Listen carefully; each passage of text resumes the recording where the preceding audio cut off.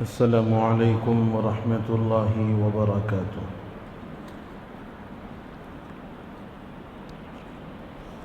الحمد لله وكفى وسلام على عباده الذين اصطفى وعلى آله وأصحابه المجتبى. أما بعد فأعوذ بالله من الشيطان الرجيم. بسم الله الرحمن الرحيم. ظهر الفساد في البر والبحر بما كسبت أيدي الناس ليذيقهم بعض الذي عملوا لعلهم يرجعون. وعن ابن عمر رضي الله تعالى عنهما قال قال رسول الله صلى الله عليه وسلم: يا معشر المهاجرين، خصال خمس إذا ابتليتم بهن وأعوذ بالله أن يدركوهن لم تظهر الفاحشة في قوم قط حتى يعلنوا بها الإفشاء، فهم الطاعون والأوجاع التي لم تكن مضت في أسلافهم الذين مضوا ولم ينتقصوا المكيال والميزان إلا أخذوا بالسنين وشدة المؤونة وجور السلطان عليهم، ولم يمنعوا زكاة أموالهم إلا منعوا تقطر من السماء، ولولا البهائم لم يمطروا، ولم ينتقضوا عهد الله وعهد رسوله إلا سلط الله عليهم عدوهم من غيرهم، أو كما قال صلى الله عليه وسلم. بزرگان محترم، قابل احترام عزیز بزرگوں اور نوجوان بھائیوں، اللہ رب العزت نے ایک اصولی ضابطہ قرآن مقدس میں بیان فرمایا ہے، جس کا خلاصہ اور حاصل یہ ہے کہ زمین و آسمان میں جو بھی فساد ظاہر ہوتا ہے وہ انسانوں کے اپنے اعمال کی بدولت ہوتا ہے. وما اصابکم من مصیبت فبما کسبت ایدی الناس ویعفو عن کثیر. اس آیت مبارکہ میں اللہ رب العزت نے یہ بات ارشاد فرمائی ہے کہ جو کچھ تمہیں مصیبت آتی ہے، حالات تم پر آتے ہیں، وہ تمہارے اپنے ہاتھوں سے کیے ہوئے اعمال کی وجہ سے آتے ہیں. اور اللہ رب العزت چونکہ رحمان و رحیم ہے، بندوں پر رحم فرمانا اور بندوں کے ساتھ عافیت کا معاملہ کرنا اور بندوں کو خیر اور بہتری والی زندگی عطا کرنا، یہ اللہ کی صفت رحمانیت اور رحیمیت کے مناسب ہے. اس لیے اللہ رب العزت بے شمار ان غلطیوں کو جو انسانوں سے سرزد ہوتی ہیں اللہ معاف فرماتے ہیں. وَيَعْفُو عَنْ كَثِيرٍ. امت میں جس وقت بھی حالات بگڑے ہیں اور امت پر جس موقع پر بھی حالات آئے ہیں، اس کی اصل وجہ یہ ہے کہ ہم نے اپنے ہاتھوں سے کیے ہوئے اعمال سے اللہ کو ناراض کیا، اللہ اور اس کے رسول کے احکام کی مخالفت کر کے گویا ہم نے اپنے لیے اللہ کی طرف سے گویا عذاب مول لیا. اور یہ ضابطہ ہے کہ جب کبھی انسان اللہ اور اس کے رسول کے احکام سے روگردانی کرتا ہے، انسان اللہ اور اس کے رسول کے حکموں کو توڑتا ہے، تو پھر اللہ رب العزت ان کی اصلاح کے لیے ان پر حالات پہنچاتے ہیں، ان کے اوپر ایسے حالات آتے ہیں جو بسا اوقات انسانوں کو اللہ کی طرف رجوع کا ذریعہ بنتے ہیں، بسا اوقات انسانوں کے لیے اللہ کی طرف آنے کے اور اللہ کی طرف جھکنے کے وہ احوال سبب اور ذریعہ بنتے ہیں۔ چنانچہ اللہ کے رسول صلی اللہ علیہ وسلم نے صحابہ کرام رضوان اللہ تعالی علیہم اجمعین کو مخاطب کر کے اور بالخصوص حضرات مہاجرین کو مخاطب کر کے یہ ارشاد فرمایا، خمس خصال، 5 عادتیں ایسی ہیں کہ جن کے بارے میں یہ اندیشہ ہے کہ اگر تم ان چیزوں کے اندر مبتلا ہو جاؤ گے، اور میں اللہ کی پناہ چاہتا ہوں کہ تم ان چیزوں کے اندر مبتلا ہو، یعنی 5 صفات اور 5 عادات ایسی ہیں کہ خود اللہ کے رسول صلی اللہ علیہ وسلم فرماتے ہیں کہ جب تم ان 5 صفات اور 5 عادات کے اندر مبتلا ہو جاؤ گے تو اللہ کی طرف سے عذابات کا سلسلہ شروع ہو جائے گا۔ اور پھر حضور نے فرمایا کہ میں اللہ کی پناہ چاہتا ہوں اور اللہ سے اس بات کی جو ہے پناہ میں آنے کو طلب کرتا ہوں کہ تم ان چیزوں کو اختیار کر لو۔ گویا حضور یہ فرمانا چاہتے ہیں کہ 5 صفات اللہ کے عذاب کو دعوت دینے کا ذریعہ ہے، اور میں اللہ سے اس بات کی پناہ چاہتا ہوں کہ تم اس کے اندر مبتلا نہ ہونا۔ وہ 5 صفات کیا ہیں؟ حضور نے فرمایا کہ جب قوم کے اندر فحاشی اور عریانیت عام ہو جائے، کھلم کھلا فحاشیت اور عریانیت کا بول بالا ہو جائے، عام ہو جائے، تو اللہ رب العزت کی طرف سے اس پر یہ عذاب آئے گا کہ طاعون اور ایسی بیماریاں اللہ مبتلا کر دیں گے اور ایسی بیماریوں کو بھیج دیں گے کہ جن بیماریوں کے متعلق تم سے پہلے گزرنے والے آبا و اجداد نے ان بیماریوں کو نہیں سنا ہوگا۔ آج ہم اپنے معاشرے کا اور اپنے حالات کا جائزہ لے کر کے دیکھ لیں کہ فحاشیت اور عریانیت بالکل عام ہے۔ لوگوں کی ذہنیت اس وقت میں ایسی گندی ہو گئی ہے کہ ہر چیز کے اندر فحاشیت اور عریانیت کا چرچا ہے۔ گھروں کے اندر ٹی ویوں کا ہونا اور اس کے اندر ایسے سیریلز کا آنا اور ایسے پروگرامز کا آنا کہ جس کے اندر فحاشیت اور عریانیت بالکل عام ہے۔ اور اس وقت حالات ایسے بنے ہوئے ہیں اسلام دشمن طاقتوں کی طرف سے کہ لوگوں کے ذہنوں سے فحاشیت اور عریانیت کی برائی کو ختم کر دیا جائے، ایسے ان کے مقاصد ہیں اور ایسے ان کے منصوبے ہیں کہ ٹی وی سیریلوں کے اندر، ڈراموں کے اندر فحاشیت اور عریانیت بالکل عام ہے۔ اور اس وقت میں لوگوں کا ذہن یہ بنا ہوا ہے کہ صاحب جو ٹی وی سیریلوں کے اندر جو لباس پہنا جا رہا ہے، جو کپڑے اختیار کیے جا رہے ہیں، وہ آج لوگوں کے لیے فیشن کا ذریعہ بنا ہوا ہے۔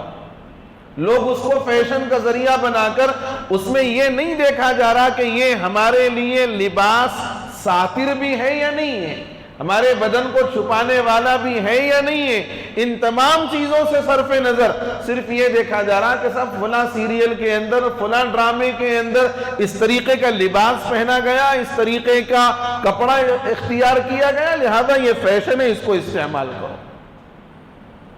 اور بعض مناظر ٹی وی سیریلوں کے اور فلموں کے ایسے ہیں کہ جہاں علل اعلان فحاشیت اور عریانیت کے مناظر دکھائے جاتے ہیں اور ان مناظر کو پورا گھر کا خاندان بیٹھ کر کے دیکھتا ہے۔ اور جب سے یہ موبائل اور انٹرنیٹ کا دور شروع ہوا اور جس کے اندر ہر قسم کی آزادی اور ہر قسم کا اختیار دے دیا گیا، تو ساری فحاشیت اور عریانیت ہاتھ اور جیب کے اندر آ گئی۔ لوگ جہاں بیٹھے اپنے من چاہا اور اپنے من پسندیدہ پروگرام کو آن کر لیں اور دیکھ لیں۔ آپ تحقیق کر کے دیکھ لو کہ انٹرنیٹ پر سرچ کیا جانے والا جو سب سے زیادہ عنوان ہوتا ہے وہ یہی فحاشیت اور عریانیت، نوجوانوں کا محبوب ترین مشغلہ ہے، راتوں رات ان کی اس برائی کے اندر تباہ ہو رہی ہیں۔ فحاشیت اور عریانیت ایک ایسا ہوا اس وقت میں بنا ہوا ہے کہ گویا اس کا جنون چڑھا ہوا ہے۔ اللہ کے رسول صلی اللہ علیہ وسلم نے صاف الفاظ میں ارشاد فرمایا کہ جب قوم کے اندر فحاشیت اور عریانیت عام ہو جاتی ہے اور اس کی برائی لوگوں کے ذہنوں سے ختم ہو جاتی ہے تو پھر اللہ طاعون کو اور ایسی بیماریوں کو ان کے درمیان میں بھیجتا ہے کہ جن بیماریوں کے بارے میں ان کے آبا و اجداد نے، ان کے بڑوں نے جو ان سے پہلے گزر چکے ہیں، ان کے زمانے میں ان بیماریوں کا کوئی تذکرہ نہیں ہوگا، انہوں نے کبھی سنا نہیں ہوگا۔ چنانچہ آپ دیکھ لیں کہ نت نئی بیماریاں اور ایسی ایسی وبائیں کہ جس کا ہمارے آبا و اجداد کے دور میں کوئی تذکرہ نہیں تھا، کوئی وجود نہیں تھا، آج ان بیماریوں نے، ان وباؤں نے مسلمان معاشروں کو گھیر کے رکھا ہوا ہے۔ تو پہلی صفت یہ بیان فرمائی کہ فحاشیت اور عریانیت اگر عام ہو جائے تو اللہ کی طرف سے اس قسم کے فیصلے ہوتے ہیں، نئی نئی بیماریاں عوام کے اندر پیدا کر دی جاتی ہیں جس کو ان کے آبا و اجداد نے نہ سنا ہوگا۔ دوسری بات اور دوسری صفت جس کے بارے میں اللہ کے رسول صلی اللہ علیہ وسلم نے فرمایا کہ جب کاروبار کرنے والے، دکاندار، ٹھیلے اور بنڈی پر اپنا کاروبار چلانے والے، بزنس مین ناپ تول میں کمی کرنے لگ جائیں، ناپ تول میں کمی کرنے لگ جائیں، وَلَا تَنْقُصُ الْمِكْيَالَ وَالْمِيزَانَ، کہ جب ناپ تول کے اندر کمی کرنا شروع کر دیں، إِلَّا سُلِّطَ عَلَيْهِمُ السِّنِينَ وَشِدَّةِ الْمُؤُونَةِ، تو اللہ رب العزت اس کے بدلے میں قحط سالی کے اندر عوام کو مبتلا کر دیتے ہیں۔ ایسے سال اور ایسے ایام گزرتے ہیں کہ جیسے گویا قحط کا زمانہ ہو، زمین کی پیداوار کے اندر برکتیں نہیں ہوتی، اور ان چیزوں کو چونکہ ضرورت سے زائد لوگ اس وقت میں آباد ہیں اور زمین سے نکلنے والی چیزیں ان کی ضرورت کو پورا نہیں کر رہی ہیں، تو پھر انجیکشن کے ذریعے سے، دواؤں کے ذریعے سے نئی نئی چیزوں کو اگایا جاتا ہے جو برائے نام وہ غلہ تو بنتا ہے لیکن اس کے اندر آنے والا جو مزہ ہے اور اس کی جو اصل روحانیت ہے وہ ختم ہو جاتی ہے۔ اللہ کے رسول صلی اللہ علیہ وسلم فرماتے ہیں کہ ناپ تول میں کمی کرنا یہ مہنگائی کے عروج پر پہنچانے کا ذریعہ ہے۔ ہم یہ سوچتے ہیں اور ہماری یہ ذہنیت ہے کہ صاحب فلاں حکومت آ گئی اس وجہ سے یہ چیزیں مہنگی ہو گئی، فلاں حکومت نے آ کر کے ان چیزوں کو مہنگا کر دیا، لیکن اصل سبب جو اللہ کے رسول صلی اللہ علیہ وسلم ارشاد فرماتے ہیں، آپ جائزہ لے کر کے دیکھ لو کہ ٹھیلے بنڈی کے کاروبار کرنے والے سے لے کر بڑے سے بڑے تاجر تک کوئی ایماندار نہیں، کوئی ایماندار نہیں، اور اس بددیانتی کے نتیجے میں اللہ رب العزت قحط سالی میں انسانوں کو مبتلا کرتے ہیں اور چیزیں مہنگی ہو جاتی ہیں۔ ہم یہ سمجھتے ہیں کہ حکومتوں کے بدلنے سے حالات بدل جائیں گے، فلاں حکومت گرے گی اور فلاں آئے گی تو حالات بدلیں گے۔ یاد رکھنا چاہیے کہ حکومتوں کے بدلنے سے حالات نہیں بدلتے، اعمال کے بدلنے سے حالات بدلتے ہیں۔ ہم اپنے اعمال کا جائزہ لیں اور اپنی زندگیوں کا جائزہ لیں کہ جن برائیوں کے اندر مبتلا ہونے پر حضور نے فرمایا کہ اس برائی میں مبتلا ہونے کا نتیجہ یہ ہوگا کہ اللہ کی طرف سے یہ فیصلے آئیں گے، ناپ تول میں کمی کرو گے قحط سالی میں مبتلا ہوگے، ناپ تول کے اندر کمی کرو گے چیزیں مہنگی ہو جائیں گی۔ آپ دیکھ لیں کہ کون اتنا ایماندار تاجر ہے الا ماشاء اللہ جو ناپ تول میں کمی نہ کرتا ہو۔ آٹو کی میٹر کی سیٹنگ سے لے کر پیٹرول کے ڈلوانے کے بنک میں وہ جو میٹر ہوتا ہے جس سے پیٹرول ڈالا جاتا ہے اس کے اندر تک سیٹنگ موجود ہے. ٹھیلے بنڈی پر کاروبار کرنے والے یہ آنے والے کو بتاتے کوئی چیز اور ہے، دیتے کوئی اور چیز ہے. اور باضابطہ یہ جملے کہے جاتے ہیں کہ صاحب سیٹنگ نہیں کرے تک کام نہیں چلتا، چوری نہ کرے تو کام نہیں چلے گا. آپ غور کر کے دیکھو کہ کہنے والا نعوذ باللہ ہزارہ مرتبہ نعوذ باللہ، اگرچہ کہ اس کا عقیدہ نہیں ہوگا لیکن وہ اپنی زبان سے یہ کہنا چاہتا ہے کہ میں چوری کروں گا، جھوٹ بولوں گا تو ترقی کروں گا. یہ بولنا چاہ رہا کہ صاحب سیٹنگ نہیں کرے تک کاروبار نہیں چلتا. مارکیٹ کا پورا حال یہی ہے. ترازو سے تولنے والے کے تول کے اندر چوری ہے، ترازو سے تولنے والے کے تول کے اندر چوری ہے. اور جب ہر چیز کے اندر چوری عام ہو جائے، جھوٹ عام ہو جائے،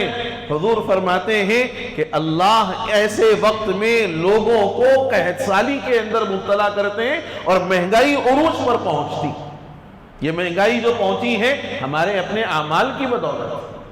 ان تاجرین کی بددیانتی کی وجہ سے، ان کاروبار کرنے والوں کی ناانصافیوں کی وجہ سے اس طریقے کے حالات بنے. ہم کوستے ہیں حکومتوں کو، ہم کوستے ہیں ان لوگوں کو جو ان کاموں کے اندر مبتلا ہیں، ان پر ہمارا ذہن نہیں جاتا. ہم کوستے ہیں تو فوراً حکومتوں کو کوستے ہیں. حکومتوں کے بدلنے سے حالات نہیں بدلتے، اعمال کے بدلنے سے حالات بدلتے. تیسری چیز جو اللہ کے رسول صلی اللہ علیہ وسلم نے اس حدیث کے اندر ارشاد فرمائی کہ جب قوم زکوٰۃ دینے سے رک جائے اور زکوٰۃ کو ٹیکس سمجھنے لگے تو پھر اللہ رب العزت بارشوں کے برسانے کو بند فرما دیتے. جب عوام زکوٰۃ کو ٹیکس سمجھنے لگ جائے اور زکوٰۃ دینے سے اپنے آپ کو روک لیں کہ صاحب یہ کیا ہر سال ہمیں زکوٰۃ کے نام پر دینا ہے، یہ تو ٹیکس کی طرح ہے وغیرہ وغیرہ، اس قسم کے اگر خیالات آ جائیں نعوذ باللہ، اور اگر زکوٰۃ دینے والے پورے مال کی زکوٰۃ ادا نہ کریں اور اپنی زکوٰۃ کو روک لیں تو فرمایا کہ اللہ رب العزت اس عمل کی نحوست کی وجہ سے بارشوں کے برسانے کو بند کر دیتے ہیں. اور حدیث میں فرمایا وَلَوْلَا الْبَهَائِمْ، اور اگر جانور نہ ہوتے، چوپائے نہ ہوتے تو پھر اللہ کی قسم ایک قطرہ آسمان سے اللہ نہ برساتے. اگر بارشیں ہو رہی ہیں ان اعمال کے باوجود بھی،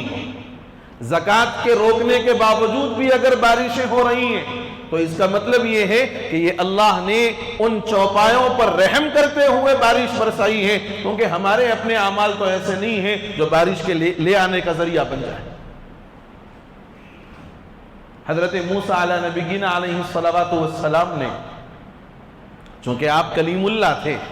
اللہ سے آپ بات فرماتے تھے، حضرت موسیٰ علیہ السلام نے ایک مرتبہ بارگاہ رب العزت میں یہ عرض کیا کہ بار الہ، آپ بندوں سے خوش ہیں اس کی کیا علامت ہے، اور آپ بندوں سے ناراض ہیں اس کی کیا علامت ہے؟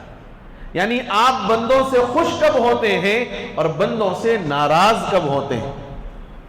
تو اللہ رب العزت نے حضرت موسیٰ کے اس سوال کے جواب میں فرمایا کہ موسیٰ، میں جب بندوں سے خوش ہوتا ہوں تو بارش اپنے وقت پر برساتا ہوں. میں جب بندوں سے خوش ہوتا ہوں تو حکومت کرنے والے اہل جو لوگ ہیں ان کے ہاتھوں میں حکومت دیتا ہوں. جو واقعتاً حکومت چلا سکتے ہیں ان کے ہاتھوں میں حکومت حوالے کرتا ہوں. اور جب میں لوگوں سے ناراض ہوتا ہوں تو بارش اپنے وقت پر نہیں برساتا. جب میرا جی چاہتا ہے بارش برسا دیتا ہوں، جب ضرورت ہو یا نہ ہو اس سے صرف نظر بے موقع بارش ہوتی ہے، بلا وقت پہ اور بے موسم کے بارش ہوتی ہے، اور حکومت نااہلوں کے حوالے کر دیتا ہوں. آج آپ غور کر کے دیکھیں کہ ہمارے اس وقت کا جو ماحول ہے اور اس وقت جو حالات اور مسائل ہیں، کہ آج بارشیں وقت پر نہیں اور حکومت نااہلوں کے ہاتھ میں. نتیجہ یہ ہے، اور حضرت موسیٰ کے اس سوال اور جواب کے تناظر میں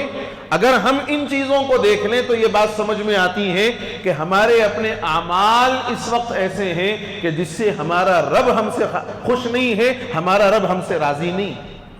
اگر ہمارا رب ہم سے راضی ہوتا، ہمارا مولا ہم سے خوش ہوتا تو بارشیں اپنے وقت پر ہوتی، حکومت کرنے والے اہل لوگوں کے ہاتھوں میں جاتی. تو حضرت موسیٰ علیہ السلام کا یہ سوال اور رب تعالیٰ کا یہ جواب ہم سبوں کے لیے ایک پیغام عبرت ہے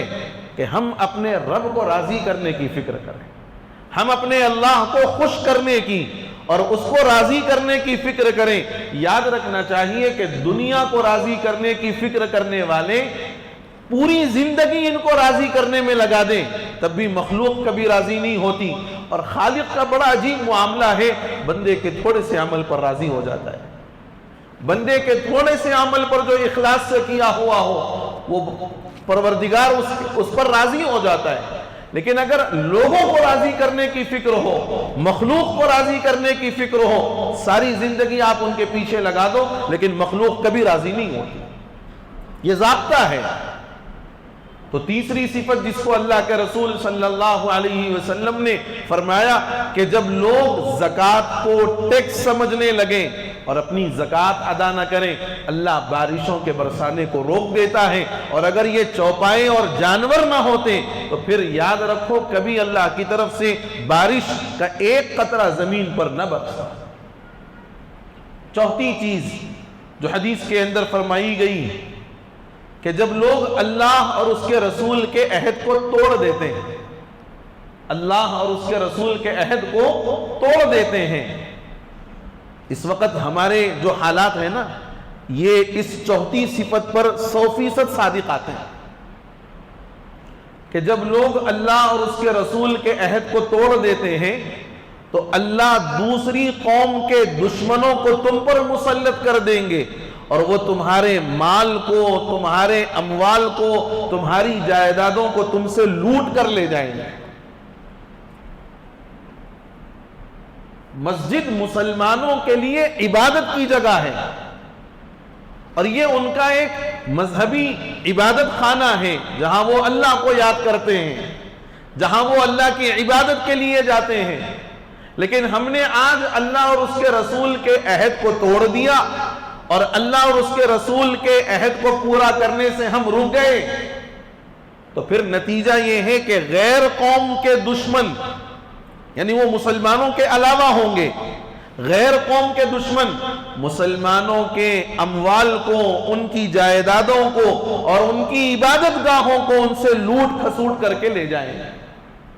آج ہمارے حالات بلکہ ملک کے حالات اسی بات کی طرف اشارہ کر رہے ہیں کہ ہم نے اللہ اور اس کے رسول کے عہد کو توڑ دیا ہے. اللہ کا عہد یہ ہے کہ اللہ کو اپنا الہ مانا جائے، اس کی عبادت کی جائے اور اس کی عبادت محض اپنے فائدے کے لیے ہم کر رہے ہیں. محض اپنے فائدے کے لیے اللہ کی عبادت ہے. اللہ کی عبادت سے اللہ کا کوئی نفع نہیں ہے، اللہ کی عبادت سے صرف بندے کا نفع ہے. علماء نے لکھا ہے کہ اگر ساری دنیا اور دنیا کے اندر بسنے والا ایک ایک انسان، پورے کے پورے انسان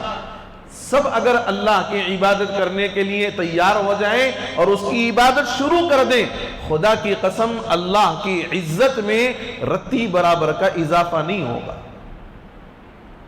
اور اگر نعوذ باللہ اس کے برخلاف ساری دنیا اور دنیا کے اندر بسنے والے تمام انسان اللہ کا انکار کر دے، نعوذ باللہ، اللہ کی عبادت کرنے والا کوئی نہ ہو، تب بھی اللہ کی شان میں اور اللہ کی عزت میں رتی برابر کی کمی نہیں آئے گی. ساروں کی عبادت کرنے سے اضافہ نہیں ہوگا اور ساروں کے انکار اور عبادت نہ کرنے سے کمی نہیں ہوگی. یہ عبادت محض ہم اپنے نفع کے لیے کرتے ہیں.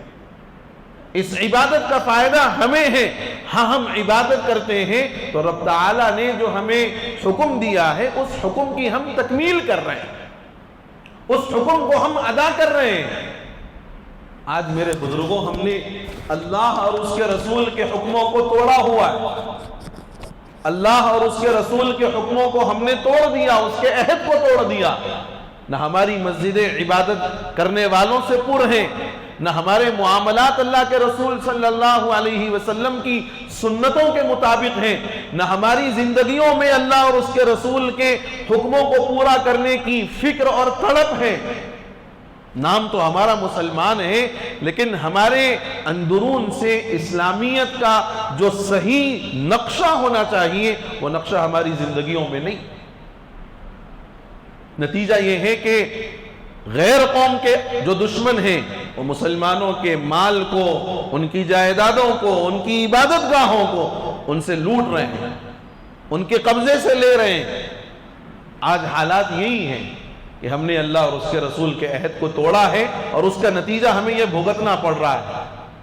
پانچویں اور آخری صفت جو اللہ کے رسول صلی اللہ علیہ وسلم نے ارشاد فرمائی ہے کہ جب مسلم حکمران کتاب اللہ اور سنت رسول اللہ کے خلاف فیصلہ کریں گے، کوئی مسئلہ ہے اس کا حل قرآن میں بتا دیا گیا، کوئی مسئلہ ہے اس کا حل حدیث میں بتا دیا گیا، لیکن اگر قوم کے حکمران قرآن اور سنت کے خلاف فیصلہ کریں گے تو مسلمان آپس میں ایک دوسرے کے دست و گریباں ہو جائیں گے، مسلمان ایک دوسرے کے دشمن بن جائیں گے۔ آج آپ غور کر کے دیکھ لیں کہ مسلم ممالک، اسلامی مملکتیں، اور وہاں وہ ساری چیزیں ہیں جو اسلامی مملکت میں قطعاً ہونا نہیں چاہیے، وہ ساری چیزیں ہو رہی ہیں اور فیصلے ایسے ہوتے ہیں جو قرآن اور سنت کے بالکل خلاف ہیں۔ قرآن کہتا ہے قُلْ لِلْمُؤْمِنِينَ يَغُضُّوا مِنْ أَبْصَارِهِمْ وَيَحْفَظُوا فُرُوجَهُمْ کہ اپنی نگاہوں کو نیچے کرو اور اپنے شرمگاہوں کی حفاظت کرو، یعنی اپنے ناموس کی، اپنے عزت کی حفاظت کرو۔ اور دوسرے اسلامی ممالک کے اندر باضابطہ ناموس اور عزتوں سے کھلواڑ کرنے کے لیے سنیما ہال کھولے جا رہے ہیں۔ اللہ کے رسول صلی اللہ علیہ وسلم نے فرمایا کہ حرمین اب غیر اللہ کی عبادت سے بالکل پاک ہو گئے ہیں، اب یہاں غیر اللہ کی کبھی عبادت نہیں ہوگی۔ اور آپ دیکھ لیں کہ فلاں اسلامی مملکتوں کے آس پاس میں دبئی، شارجہ وغیرہ میں باضابطہ کئی جو ہے ایکڑ پر مندریں بنا کر کے دی جا رہی ہیں۔ آپ عالمی حالات سے آپ مجھ سے زیادہ واقف ہیں، آپ غور کر کے دیکھ لو کہ یہ وہ فیصلے ہیں جو قرآن اور سنت کے خلاف کیے جانے والے فیصلے ہیں۔ تو یہ 5 صفات جس کے اندر اللہ کے رسول صلی اللہ علیہ وسلم نے صاف الفاظ میں فرمایا فحاشیت اور عریانیت عام ہو جائے تو بیماریاں آتی، اور قوم ناپ تول کے اندر کمی کر دے تو مہنگائی عروج پر آ جاتی ہے، اور قحط سالی کے اندر لوگوں کو مبتلا کیا جاتا ہے۔ زکوٰۃ دینے سے اگر لوگ رک جائیں بارشیں بند ہو جاتی ہیں، اور اگر جانور نہ ہوتے تو اللہ آسمان سے